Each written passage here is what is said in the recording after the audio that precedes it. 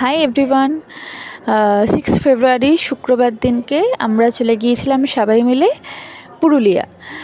হাওড়া থেকে 11:30টায় Howrah two Purulia Chakradharpur express ট্রেনে করে আমরা গিয়েছিলাম। আমরা অনেকে গিয়েছিলাম, আমি, মা, বাপি যেতে পারেনি, যাওয়ার কথা ছিল কিন্তু ক্যান্সেল হয়ে গেছিলো।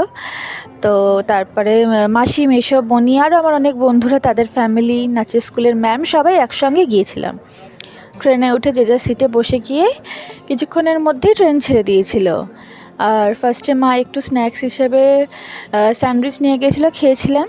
দেন গল্প করতে করতে সারা রাত ঘুমিয়ে ভোরবেলা আমরা প্রায় ভোর ঠিক না, সকাল 7টার দিকে পৌঁছে গিয়েছিলাম বরাভূম স্টেশনে। তো ওখানে তো বেশ ভালো ঠান্ডা ছিল, আমরা বুঝতেই পারিনি যে এতটা ঠান্ডা থাকবে। ট্রেনে তো পুরো কাঁপতে কাঁপতে গিয়েছি আমরা।